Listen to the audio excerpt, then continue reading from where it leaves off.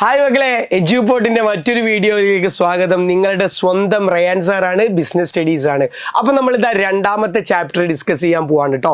ഈ ചാപ്റ്ററിൽ നിന്ന് ഈ പറയുന്ന ടോപ്പിക്സ് പഠിച്ചു കഴിഞ്ഞാൽ നമ്മൾക്ക് രണ്ടാമത്തെ ചാപ്റ്ററും പക്കയാവും. നമ്മൾ അതിൽ ഇവല്യൂഷൻ പഠിക്കുന്നുണ്ട്, എങ്ങനെയാ മാനേജ്മെന്റ് പ്രിൻസിപ്പിൾസ് ഉണ്ടായി വന്നത് നമ്മൾ പഠിക്കുന്നുണ്ട്. വിട്ടുകളഞ്ഞേക്ക് എങ്ങനെയാണ് അതിൻ്റെ ഇമ്പോർട്ടൻസ് പറയുന്നുണ്ട്, വിട്ടുകളഞ്ഞേക്ക് എന്തൊക്കെയാന്നുള്ളതൊക്കെ വിട്ടുകളഞ്ഞേക്ക്. പക്ഷേ ഈ ലിസ്റ്റ് ഔട്ട് ചെയ്തിട്ടുള്ള 7 ടോപ്പിക്സ്, അതിൽ തന്നെ നമ്മൾ സ്റ്റാർ ചെയ്ത് വെച്ചിട്ടുള്ള 1, 2, 3, 4 ടോപ്പിക്സ് നമ്മൾ പഠിച്ചു കഴിഞ്ഞാൽ രണ്ടാമത്തെ ചാപ്റ്റർ, അതായത് പ്രിൻസിപ്പിൾസ് ഓഫ് മാനേജ്മെന്റ് എന്ന് പറയുന്ന ചാപ്റ്റർ നമുക്ക് കംപ്ലീറ്റ് ചെയ്യാൻ വേണ്ടിയിട്ട് പറ്റും. ഓരോന്നും നമ്മൾ എക്സ്പ്ലെയിൻ ചെയ്ത് പഠിച്ചതാണ്. നോക്കിക്കുക, ആദ്യം വരുന്നത് എന്താ?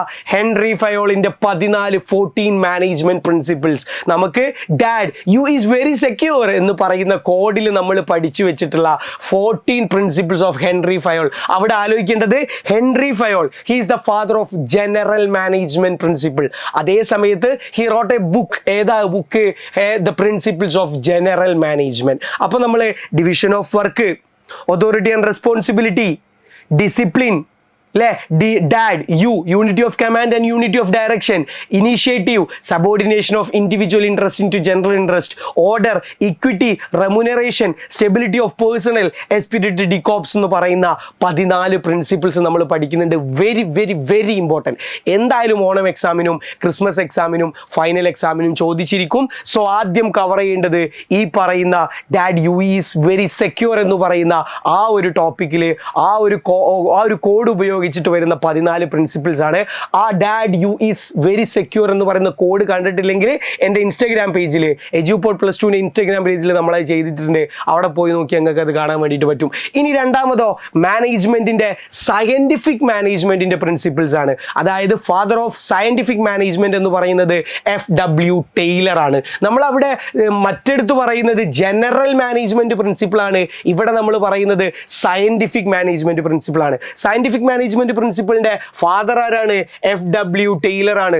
4 എണ്ണമാണ് ആള് കണ്ടുപിടിച്ചിട്ടുള്ള ടെക്നിക്സ് അല്ലെങ്കിൽ ആള് കണ്ടുപിടിച്ചിട്ടുള്ള പ്രിൻസിപ്പിൾസ്. ഒന്ന് science, not rule of thumb. പിന്നെയോ harmony, not discord. Cooperation, not individualism. പിന്നെന്താ? Development of each and every personal at the greatest level. ഈ 4 എണ്ണം എന്താന്നുള്ളത് കോൺസെപ്റ്റ് മനസ്സിലാക്കുക.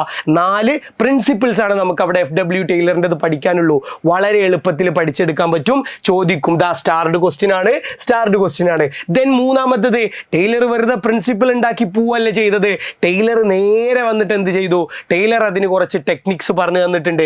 Techniques of scientific management principle, method study, standardisation and simplification of work, motion study, time study, fatigue study, functional foremanship, differential piece wage system. എന്തെളുപ്പാ, ഈ 7 എണ്ണാണ് techniques മുന്നോട്ട് വെച്ചത്. ആര്? നമ്മളുടെ FW ടൈലർ.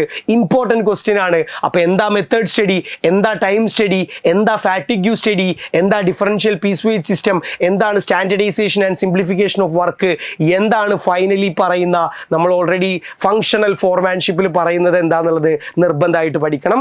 രണ്ടാമത്തെ ചാപ്റ്ററിലെ ഇമ്പോർട്ടൻറ്റ് ടോപ്പിക്കാണ്. മൂന്നാമത് ടെക്നിക്സ് ഓഫ് സയന്റിഫിക് മാനേജ്മെന്റ്. ഇപ്പം നമ്മൾ പറഞ്ഞു. നാലാമത്തത് എന്താ? ഫങ്ഷണൽ ഫോർമാൻഷിപ്പിന്റെ ഡയഗ്രാണ് മക്കളെ. അത് നമ്മൾ 2 മിനിറ്റ്സിൽ നമ്മളുടെ എജ്യൂപോർട്ട് കൊമേഴ്സിലും റയാൻ എക്സ്പ്ലെയിൻസിലും നമ്മൾ ചെയ്യുന്നുണ്ട്. എന്താണ് പരിപാടി പറഞ്ഞുതരാം. നമ്മൾ ഒരു ഫാക്ടറിയെ എന്തായിരുന്നു? ഫാക്ടറി മാനേജർ എന്ന് പറഞ്ഞിരിക്കുന്നു.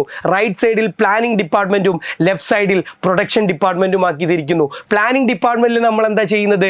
പ്ലാനിങ്ങിൽ എല്ലാവരെയും instruction, card clerk, time and cost clerk, route clerk and disciplinarian എന്ന് പറഞ്ഞിരിക്കുന്നു.